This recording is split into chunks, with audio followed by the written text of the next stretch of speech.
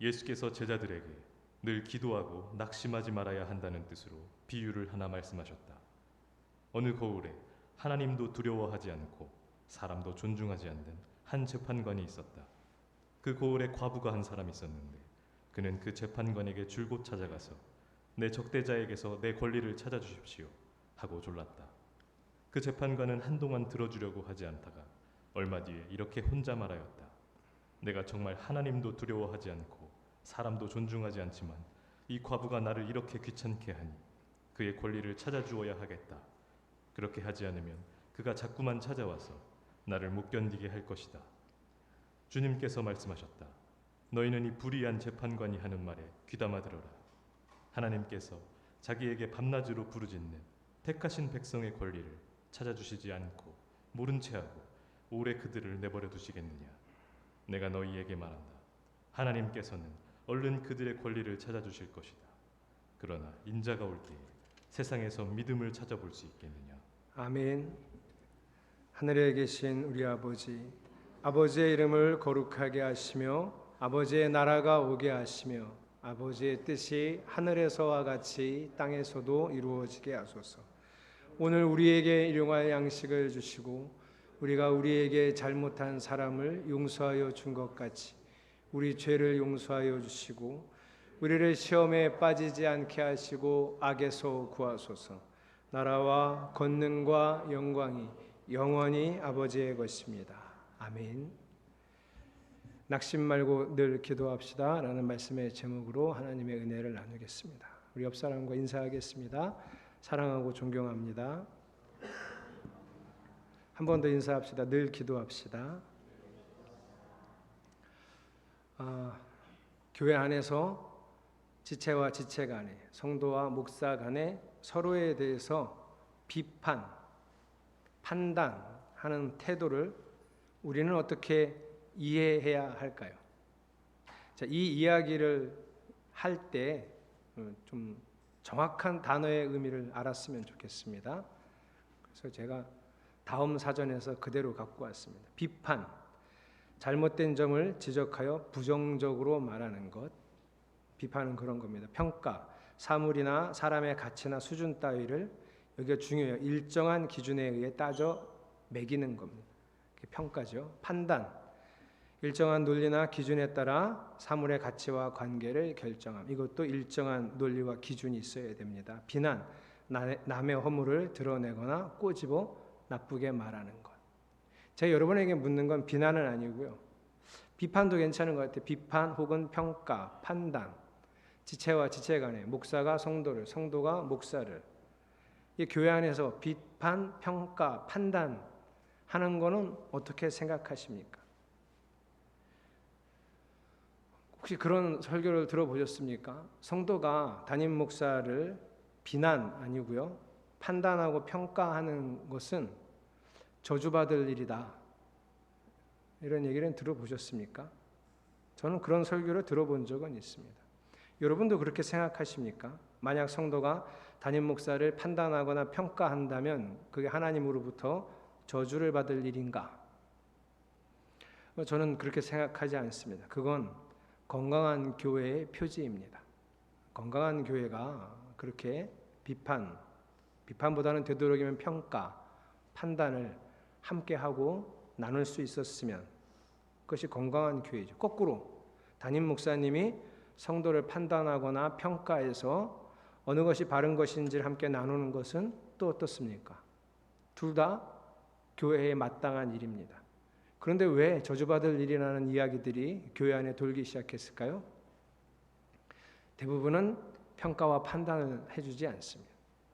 대부분은 악한 마음으로 끌어내릴 생각으로 비난하는 경우가 훨씬 더 많아요. 정죄하는 경우가 많았죠. 마치 자기들이 하나님이 된 것처럼 목사는 성도를 정죄하고 성도는 목사를 정죄하니까 교회에 분열이 일어나니까 그게 마귀짓이다. 결국은 저주받을 일이다. 이렇게까지 간 거죠. 오히려 하나님은 구약의 선지자 혹은 이름 없는 하나님의 종들이 백성은 하나님부터 멀어져 가고 왕실은 하나님을 섬기지 않고 있을 때, 그들이 입을 닫고 있으면 하나님은 그때 더 진노하셨습니다. 이사야 56장, 55장, 56장, 57장 이쪽으로 가면 하나님은 그들을 향해 뭐라고까지 표현하시냐면 벙어리 개들이라고 말씀하십니다.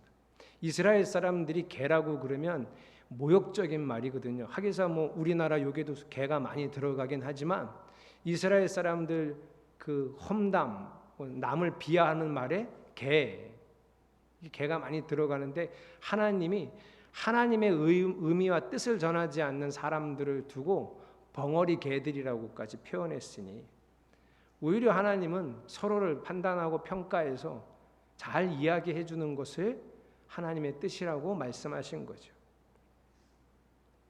비판과 비난은, 정죄는 그를 낮추고 나를 높이려는 의도가 강합니다. 비판과 비난, 정죄는 그를 업신여기고 나를 드러나게 하려는 의도도 강하죠. 만약에 판단하고 평가하는 것도 그를 지적하고 창피를 주고 매장시키려는 게 목적이면 하지 말아야 합니다. 왜 우리가 서로를 판단하고 서로를 평가해 주고 서로에게 이야기해 주느냐?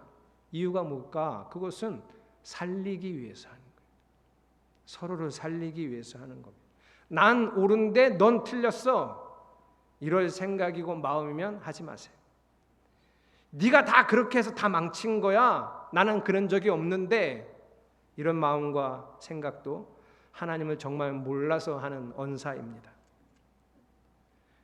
예수님은 산상수훈에서 너희가 그 사람을 판단하는 그 기준으로 하나님이 너희를 판단할 거라고 엄중히 경고하셨어요.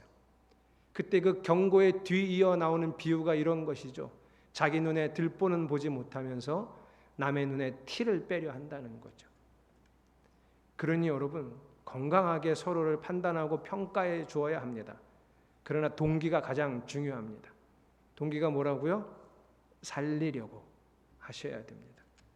만약에 살리려고 하는 게 아니라 나를 옳게 보이려고 혹은 나를 드러내려고 그 사람이 싫어서 그 사람을 매장시키려고 하는 일이라면 하나님 앞에서 스스로를 파멸시키는 일임을 반드시 기억해야 합니다. 그래서 여러분, 사랑함으로 판단하고 평가해 주어야 합니다. 오늘 이 비유 이야기를 하면서 제가 이 이야기를 하는 건 뒤이어서 다시 설명을 해드리겠습니다. 오늘 비유는 제목을 이렇게 줬습니다. 과부와 불의한 재판관의 비유입니다. 두 사람이 등장하네요. 과부 아시죠? 네. 불의한 재판관은 재판을 하는 사람인데 아주 못돼 먹었다, 그런 뜻이죠. 자, 그런데 이 비유의 이야기를 듣고 아주 많은 성도들이 어떻게 생각하고 있냐면 이 비유의 가르침은 강청하는 기도를 가르치는 거다. 강청이 뭐냐 하면 하나님은 들어주실 생각이 원래 없는데 내가 하나님 바짓가랑이를 붙들고 늘어지고 들어주실 때까지 매달려 기도하면 하나님이 들어주신다. 이걸 강청기도라 그래요. 과연 오늘 비유는 그런 것인가? 성경의 어떤 일부분의 이야기가 어떤 가르침을 줄 때 그 가르침이 정말 성경적인가 보려면 그 일부분만 해석하지 말고 성경 전체의 맥락과 맞으면 그럴 수 있습니다. 자, 성경 전체를 생각해 보세요. 하나님은 우리가 떼쓰면 들어주시는 분입니까? 하나님은 들어주실 생각이 별로 없었는데 엄청 떼를 쓰고 손주가 할아버지 수염 잡아당기듯이 해줘 그러면 하나님은 해주시는 분이라고 성경에 적혀 있습니까? 아니요. 성경에는 하나님은 왕, 나는 백성. 하나님은 주인, 나는 종. 그래서 종이요 백성인 나는 내 뜻이 아니라 하나님의 뜻으로 살아야 한다고 성경은 가르치지요. 그러니 강청기도는 성경 전체의 의미와 맞지 않습니다. 그러니 오늘 비유도 강청기도, 끝까지 죽도록 떼써 기도하면 하나님이 들어주신다, 이런 의미는 아니라는 걸 알고 계셔야 됩니다. 게다가 오늘 비유는 시작할 때부터 뭘 가르치려고 하시는지 분명히 아주 말씀을 해주셨어요. 1절에 다 나와 있습니다. 같이 읽어볼까요? 시작.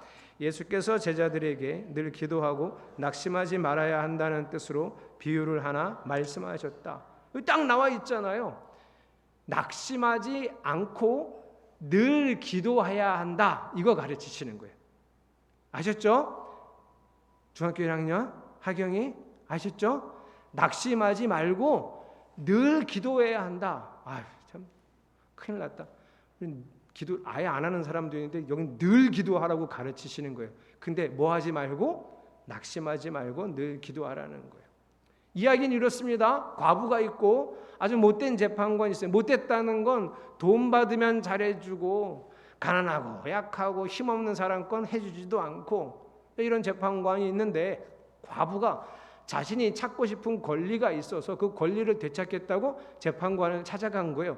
여기까지 얘기를 딱 들었던 그 앞에 있는 예수님 앞에 있는 청중들은 어떻게 생각할까요? 끝났네. 아니 재판관이 못돼 먹었으면 그 들어주겠어? 안 들어주지.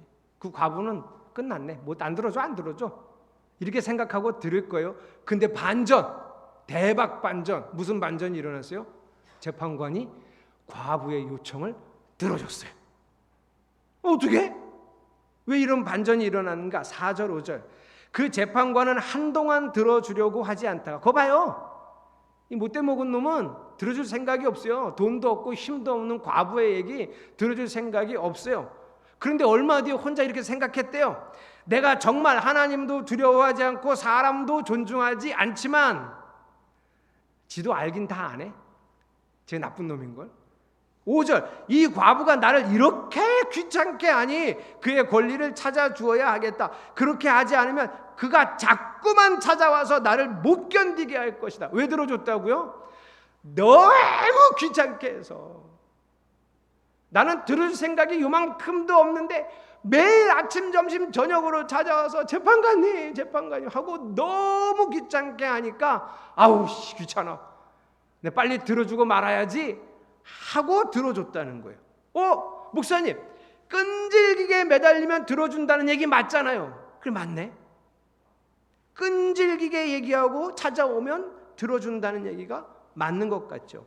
근데 이 비유의 핵심은 재판관이 들어줬다는 게 아니라 이게 핵심이에요. 그 나쁜 재판관하고 하나님은 다르다. 그 뒷이야기가 이거예요. 그 나쁜 재판관하고 하나님은 다르다. 그 못된 재판관도 귀찮아서. 못된 재판관은 왜 들어줘요? 귀찮아서 들어줘요. 귀찮아서. 그런데 우리 하나님은 밤낮 부르짖는 백성의 권리를 찾아주시지 아니하시겠느냐? 라고 예수님이 물어보신 거예요. 대답해야죠. 우리는 대답을 안 하지만 이때 예수님 앞에 있었던 청중들은 어떤 사람들이었냐면 KBS 아침마당에 있는 방청객들이거든요.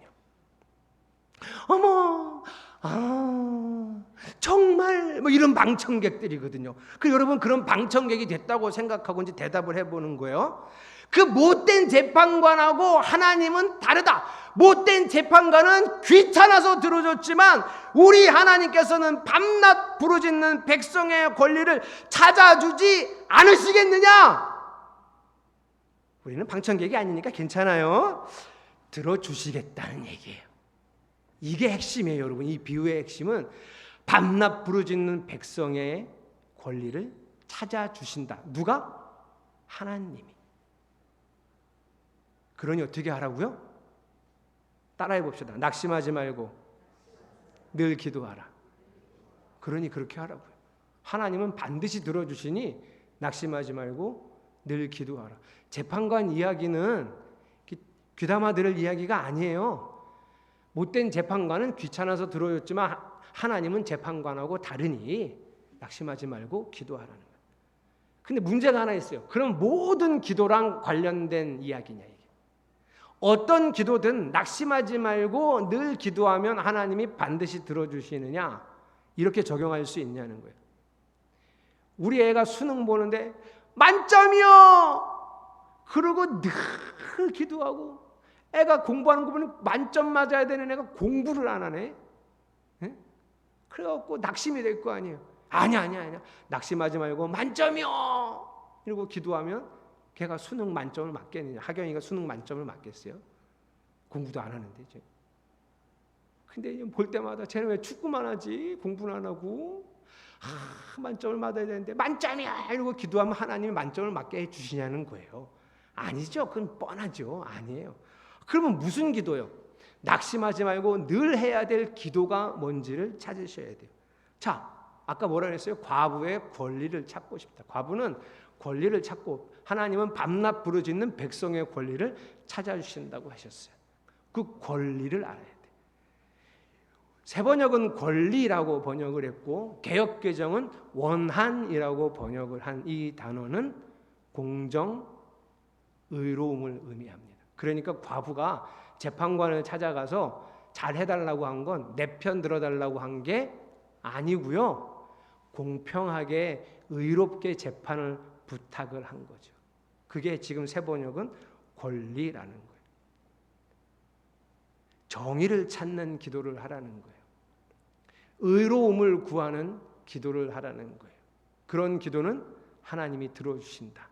낙심하지 않고 계속 기도하면 의로움을 찾는 기도, 정의를 찾는 기도를 들어주신다. 그게 뭘까요? 제 해석으로는 의로움과 정의는 어디에서만 온전히 이루어지냐면 하나님 나라, 하나님의 통치 안에서만 온전히 이루어지는 것이니 이 기도가 말하는 이 이야기가 국한하고 있는 기도는 하나님 나라를 위한 기도, 사람의 구원을 위한 기도입니다. 예수님도 그렇게 기도하라고 가르쳐 주셨어요. 우리가 예배하고 저기 말씀 성경 봉독하고 우리 바로 뭐 했어요? 혜빈아, 준규야, 저기 이명준 오빠 형이 성경 봉독하고 우리 바로 뒤이어서 뭐 했죠? 저런다. 하늘에 계신 이렇게 시작하는 기도문, 주기도문을 했잖아요. 어떻게 예수님이 기도를 가르쳐 주셨어요? 아버지의 나라가 오게 하시면, 이게 하나님 나라를 향한 기도예요. 아버지의 뜻이 하늘에서와 같이 땅에서도 이루어지게 하소서. 이게 하나님 나라를 위한 기도예요. 일용할 양식을 달라고도 기도하지만 나에게 잘못한 사람을 용서해 준 것 같이 내 죄를 용서하여 주시고 우리를 시험에 빠지지 않게 하시고 어떻게 하라고요? 악에서 구하소서. 왜요? 구원받아야 되니까. 하나님의 통치 받아야 되는데 악의 통치를 받고 있으니까 우리를 악에서 구해달라고 예수님이 이렇게 쭉 기도하라고 벌써 이미 가르쳐 주신 거예요. 이렇게 기도하면 하나님이 반드시 들어주신다. 밤낮으로 이것을 구하는 백성의 기도를 들어주시지 않겠느냐. 이 질문에 대한 올바른 대답은 당연히 들어주시죠. 이 얘기예요. 그런데 이 기도가 너무 어려워요. 그래서 낙심하지 말고 기도하라고 한 거예요. 제가 이제부터 이 기도가 왜 어려운지 알려드릴게요. 처음 제가 담임 목사가 되어서 철원 이평교회에 부임했을 때는 기도가 하나도 어렵지 않고요. 너무 재밌었습니다. 그때는 하나님이 특별히 제 기도를 다 들어주셨어요. 지나고 보니 다 이유가 있어요. 그 교회는 제가 33살에 부임했는데 그 이전에도 담임 목사님들, 그 이전 담임 목사님하고 좀 신뢰가 안 되는 관계가 있어서 목사를 신뢰하는데 조금 작은 문제가 있었던 교회예요. 그런데 33살짜리가 담임 목사가 됐으니 하나님이 아마 그 성도들이 저를 목사로 신뢰하도록 만들어주고 싶으셨던 것 같아요. 그래서 제가 기도하면 다 돼요. 병도 고쳐요. 지금 됐어야 되는데. 그러면 조현주 집사님이 여기 와 있었을 텐데. 네? 임신 못하던 자매들이 저한테 기도받으면 임신을 해요. 이렇게 안 놀래? 이거 얼마나 놀라운 일인데? 철원 지역에 구제역이 들어왔어요. 구제역. 그래서 막 저희 교회 옆에도 목장이 2개 있는데 저희 교회 옆에가 아니라 저 멀리 한 3km, 4km 떨어진 목장들 뭐 그 안매장에 매장하고 생매장하고 막 이럴 때예요. 그래서 우리 집사님이 목사님 기도 좀 해주세요. 그냥 기도하겠다 그랬더니 그렇게 하지 말고 목장을 오래요. 그냥 목장을 갔잖아요. 목장에 가면 소들 이렇게 가둬놓은 울타리가 있잖아요. 제가 그 울타리 밖에 이렇게 서 있으면 그분이, 그 집사님이 소를 불러. 소들은 진짜 똑똑해. 지 이름을 다 알아들어. 누구야? 그럼 걔가 와요. 그럼 제가 뭐 하는 걸까요? 안수를 하는 거예요. 제가 안수를 했다니까요. 소 머리에다 대고. 하면서도 이게 무슨 짓이지? 아니 이걸 해야 되나? 소 머리에다가 안수를 하나? 놀라운 일은요, 구제역이 안 걸려. 지금 2km, 3km 떨어진 데서는 구제역이 걸리고 거기 바로 근접해 있는 데는 구제역이 안 걸렸는데도 가깝다는 이유로 매장을 하는데, 우리 집사님 여기만 구제역이 안 와서 아무런 문제가 없었어요. 기도가 재미있을까요? 없을까요, 여러분? 이 정도 되면 엄청 재밌습니다. 기도가. 그냥 눈만 뜨면 기도하고 싶고요. 누가 문제가 있었으면 좋겠어. 왜냐하면 내가 가서 기도하면 다 되니까. 그런데 그때뿐이었어요. 한 1년 반, 2년? 그리고 나서는 또 원래의 상황으로 돌아오더라고요. 감기도 안 나, 내가 기도해줘도. 하도 그런 일이 있었으니까 우리 할머니 권사님들이 내가 가서 기도해주면, 목사님 다 났어요. 이렇게 기도를 해. 그렇게 얘기를 하고 싶으신 것 같아. 낫다고. 그런 일이 없어요. 그런데 여러분, 하나님 나라를 구하고 성도의 구원을 위해 기도하는 일은 정말 어려운 일이에요. 기도가 재미가 없는 일이에요. 그 기도는 정말 재미없어요. 저는 매일 합니다. 우리 성도들을 구원해 달라고. 하나님이 우리 성도들을 다스려 달라고 여러분 이름을 다 불러가면서 매일 기도해요. 하나님 나라를 위해서, 구원을 위해서. 아주 구체적으로 기도합니다. 하나님, 예를 들면 이렇게 하는 거예요. 우리 용준이가 자기 생각대로 살지 않고 하나님 뜻대로 살게 하소서. 말씀을 따라 판단하고 결단해서 살게 하소서. 하나님의 다스림이 늘 그 안에 있어서 오늘도 구원을 경험하게 하소서. 그래서 제가 이렇게 기도한다고요. 제가 이렇게 매일 기도해요. 매일 이렇게 기도하니 제가 여러분을 볼까요, 안 볼까요? 어떻게 사는지. 당연히 보죠. 내 관심사인데. 기도를 그렇게 매일 하면요, 그것만 보여요. 그렇게 사나 안 사나. 그런데 말씀 따라 살지 않아요. 돈을 따라 살아가요. 하나님보다 돈을 더 사랑하고. 돈을 너무 따라가다 보니 11조 고백은 아주 먼 이야기가 됐어요. 제가 11조 이야기, 11조의 의미, 11조가 그냥 단순히 율법이라서 하는 게 아니라 이것이 고백임을 가르쳐 줬어요. 그런데 자기 생각과 고집이 있어서 받아들이지를 않아요. 지난주에는 그런 말씀도 했잖아요. 하나님과 재물을 겸하여 섬길 수 없다고. 이거 엄중한 경고의 말씀입니다. 너 그렇게 재물 섬길 거면 나는 얼씬도 하지 마, 나한테는. 이런 얘기잖아요.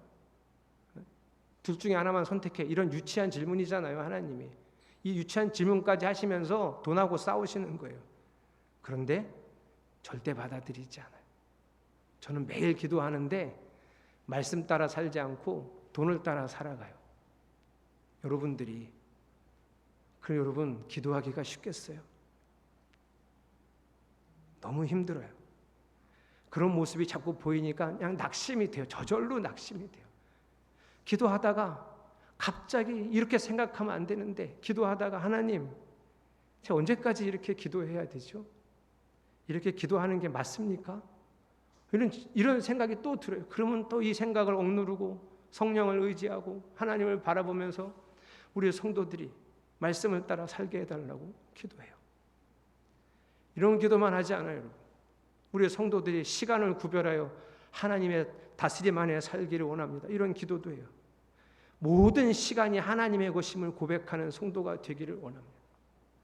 그래서 주일 성수가 얼마나 중요한지를 알게 하소서. 여러분, 주일 성수는 주일날 와서 9시 예배를 드리거나 11시 예배를 드린 걸 주일 성수라고 하지 않아요. 이것도 이미 다 가르쳐 드렸어요. 이런 찬양 아시죠? 이날은 주의 지으신 주의 날일세. 오래돼서 모르는구나. 저는 옛날 거라 알아요. 이게 주일이에요. 이 날이 하나님의 날이에요. 이 날은 마음을 다해 힘을 다해 뜻을 다해 우리 하나님을 사랑하는 날이고, 평일에도 그랬지만 이날은 더욱 그렇게 하나님을 사랑하는 날이고, 내 이웃을 내 몸과 같이 더 사랑하는 날이 주일이에요. 주일을 성수한다는 것은 교회를 올 때부터 나는 오늘 가서 하나님을 정말 모든 걸 다해 사랑함을 고백하고, 내가 우리 지체들에게 엄청난 사랑을 보여줘야지. 내가 배려하고 헌신하고 사랑해야지. 예수 안에서 한 가족이 된 우리 지체들하고 애찬을 같이 나누면서 뭘 잘 먹나 안에 반찬도 더 갖다 주고 물도 떠다 주고, 고민이 있어 보이면 얘기도 들어주고 같이 기도도 하고, 너무 기분이 좋아 보이면 무슨 은혜가 있었나 은혜도 나누고 하나님을 찬양하고 나도 받은 은혜를 나누고 하나님이 하신 일을 같이 얘기하고. 여러분, 복음은 우리에게 필요해요. 교회 안에 복음이 필요해요. 복음을 전하고 내가 가서 이웃을 내 몸처럼, 내 몸보다도 더 사랑해야지. 이렇게 가서 그날 하루를 온전히 하나님과 지체를 위해 내 삶을 나누는 것, 이게 주일을 성수하는 거예요. 11시 예배 한 번 드리고 집에 가갖고 나는 주일 지켰다, 말 같지도 않은 생각, 그건 믿음 같지도 않은 믿음, 다 버리셔야 돼요. 이렇게 가르쳐 드렸어요. 그런데 그렇게 주일을 보내지 않는 거예요. 그 시간을 자기를 위해서 쓰고 자기 생각대로 주일을 보내버립니다. 그런 모습들이 성도들 안에 계속 보이고 전혀 순종하지 않는 모습들이 보이는데, 여러분 같으면 이 기도가 쉽겠냐고요.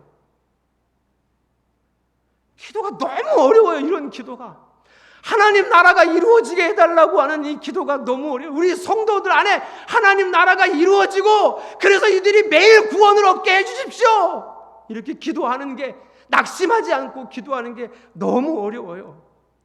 하나님은 우리에게 사랑하라고 가르치셨잖아요. 우리는 그런데 자기의 자기 감정 때문에 사랑하지 못하고, 하나님도 사랑하지 못하고 사람도 사랑하지 못해. 억울하다고, 내가 피해자라고, 왜 나만 사랑해야 하냐고 막 이렇게 항변을 해요. 속상하고 억울한 자기 감정에 빠져서 말씀 자체가 들리질 않아요. 몸이 피곤하고 아파서 말씀이 안 들려요. 말씀이 요구하는 바를 전혀 생각하지 않아요. 앉아있는 표정은 이래요. 지금은 내 마음이 이러니 설득하려고 하지 마세요. 목사님, 저 건들지 마세요. 나 지금 얼마나 힘든지 알아요. 나 이렇게나 힘들고 속상하고 이렇게나 절망적이니 그 뻔한 말씀으로 이래라 저래라 하지 말아요. 이런 표정으로 앉아있어요. 이런데 제가 매일 기도하는 거예요. 이게 쉽겠냐고요. 근데 저는 할 수 있어요. 성도를 두고 하는 이 기도는 낙심하지 않고 할 수 있어요. 예전엔 낙심 꽤 했었는데 이제는 낙심 안 해요. 잘할 수 있어요. 내 성도니까. 하나님이 나를 통하여 함께 구원받게 하실 내 성도니까 할 수 있어요. 그런데 저를 정말 낙심하게 하는 존재들은 따로 있어요. 동역자들이요. 같은 지방의 목사님이, 이제는 제가 목사라고 하고도 싶지 않은데, 같은 지방 목사가 외도를 하고 이혼을 합니다. 목회를 그만뒀으면 좋겠어요. 기도하는 거예요. 하나님, 우리 지방에도 하나님 나라가 이루어지고 그 사람도 하나님의 나라를 경험하고 구원받게 해달라고 기도하는데 하기가 싫어요. 성 스캔들이 들통이 났어요. 또 다른 분은. 그런데 목회를 그만두지 않고 좀 멀리 떨어져 있는 교회랑 이렇게 바꿨어요. 이 교회에서는 더 이상 목회하기가 힘드니까. 너무 절망적이에요. 목사가 이 지경인데 어떻게 하나님 나라를 이루어 갑니까? 감리교라는 이 큰 조직체에서 나는 작고 연약하고 아무것도 아닌데, 이 거대한 죄의 세력 앞에서 나는 아무것도 할 수 없는 작은 교회 목사일 뿐인데, 이 기도를 할 때마다 너무 아프고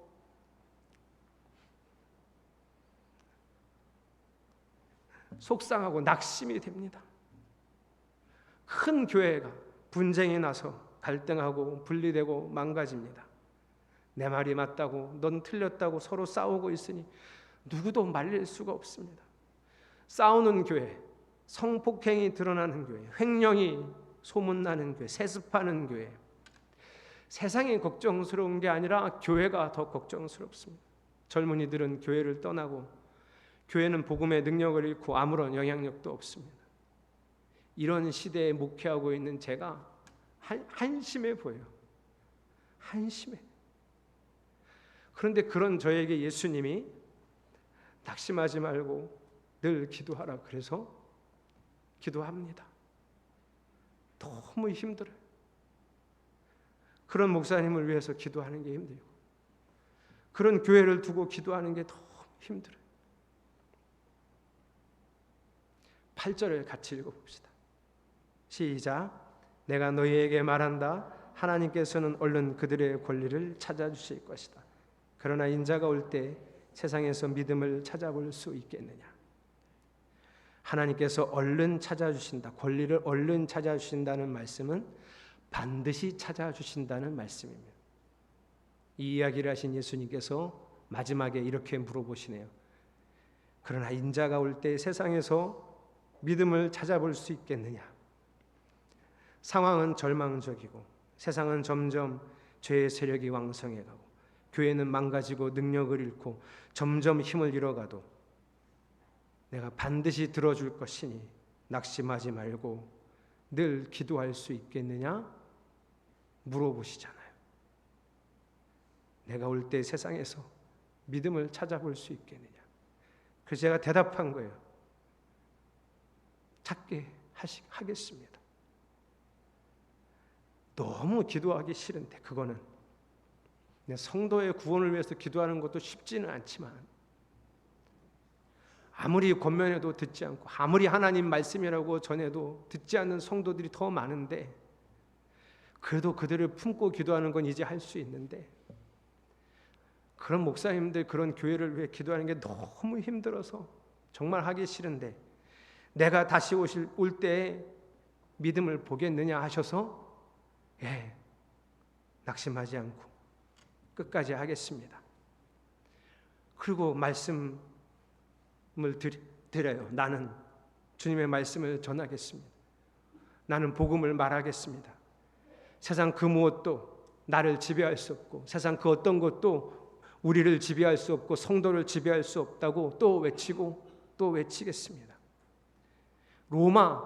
로마서를 쓴 바울의 시대로부터 벌써 1세기죠. 그 1세기부터 복음을 부끄러워하는 시대였어요.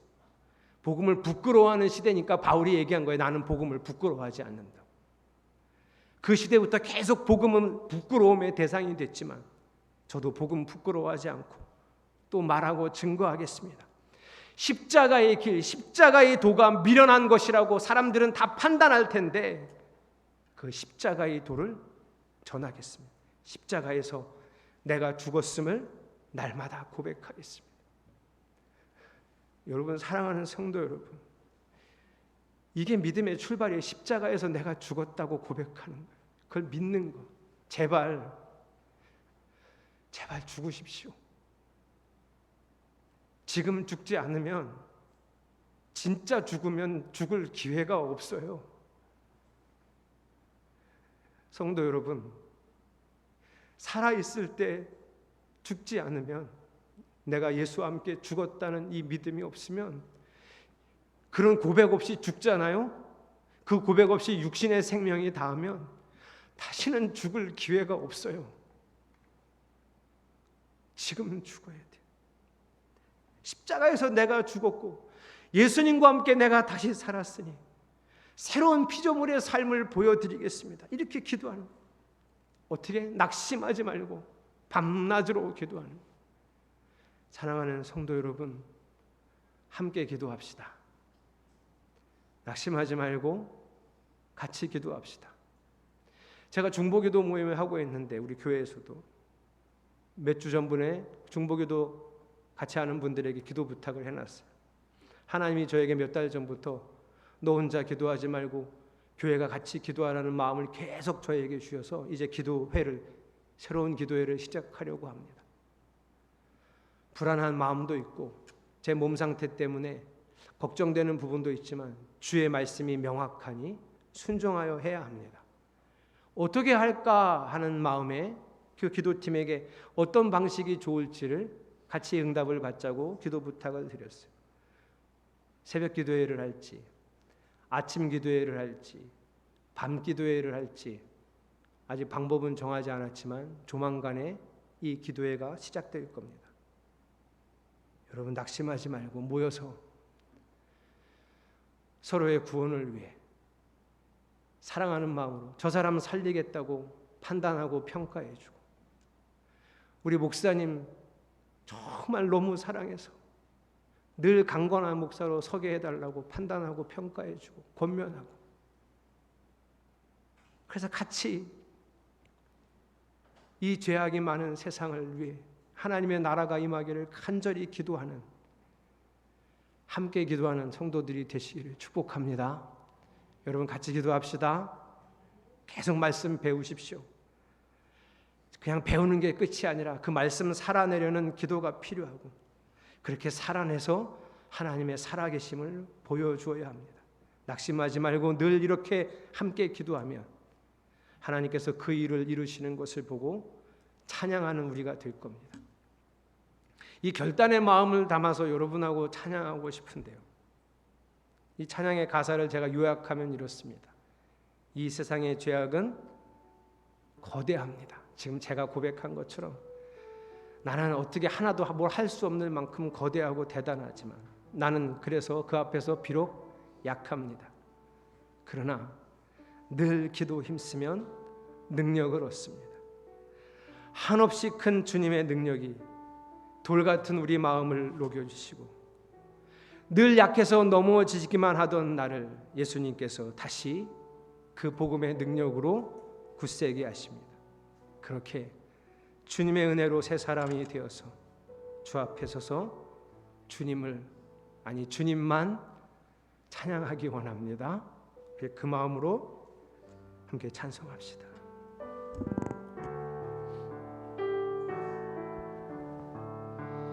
이 세상 엄하고 나 비록 약하나 늘 기도 힘쓰며 큰 권능 얻게. 이 세상 엄하고 이 세상 엄하고 나 비록 약하나 늘 기도 힘쓰며 큰 권. 주님이 주신 권능을 기억하십시오. 주님의 권능은 주님의 권능에 한없이 그 권능으로 돌 같은 내 마음 곧 녹여주소서. 주의 은혜로 대속받아서 주의 은혜로 대속받아서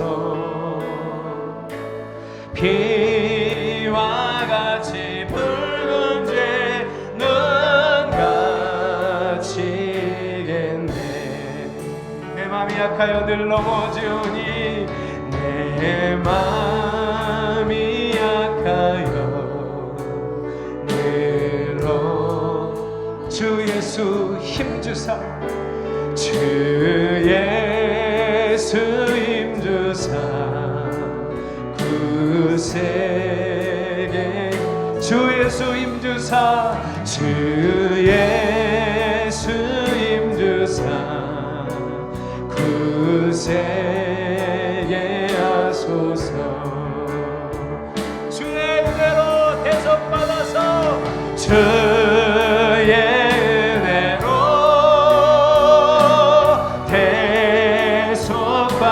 대속받아서 피와 같이 붉은 죄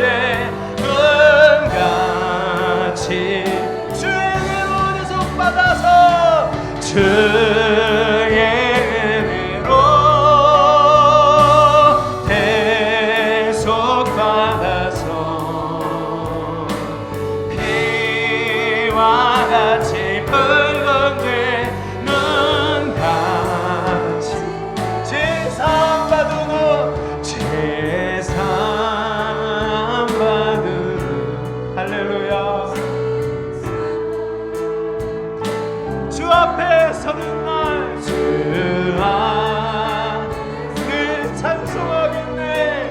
늘 찬송 제사 받으는 제사 받으는 새 사람 되어서 주 앞에 서는 날 찬송 주 앞에 서는 날 주 앞에서 늘 찬송하겠네. 늘 주 앞에 서는 날 주 앞에 서는 날 늘 찬송하겠네. 주의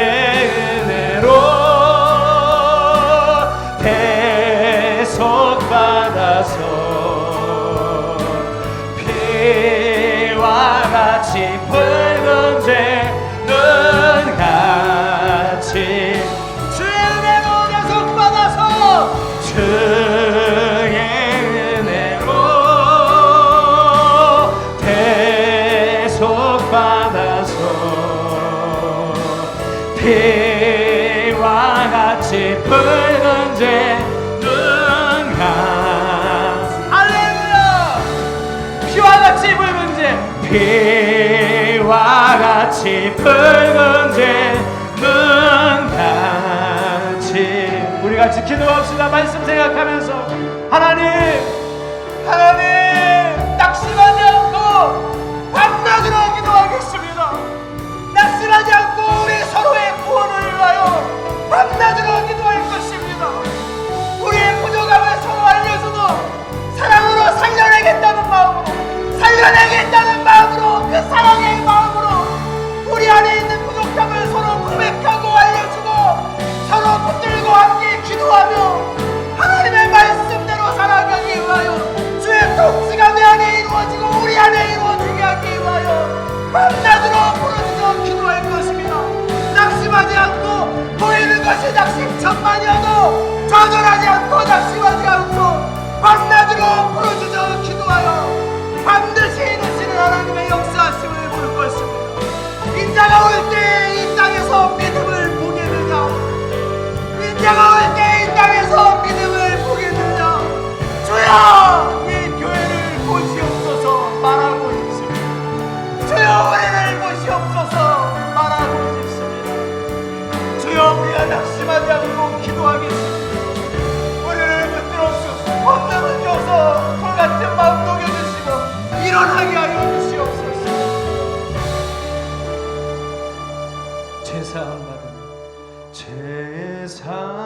제사함 받으는 새 사람 되어서 주 앞에 서는 날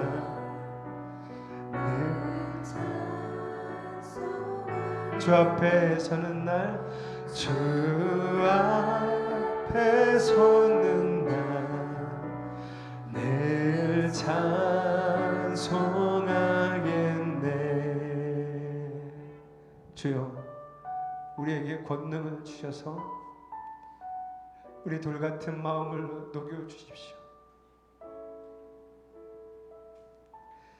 우리가 약해서 자주 넘어지지만 예수의 힘으로 다시 일어나기 원합니다. 매일매일 밤낮으로 우리의 구원과 교회의 구원, 이 땅의 교회들을 위하여 기도할 때, 낙심하지 않고 기도할 때 주님이 다시 오시는 그날 그 믿음 보여드릴 수 있는 교회 되게 하여 주시옵소서. 그렇게 우리가 주 앞에 서는 날 주님을 찬양하겠습니다. 우리가 그렇게 주 앞에 서는 날 주님만 찬양하겠습니다. 예수 그리스도의 이름으로 기도드렸습니다.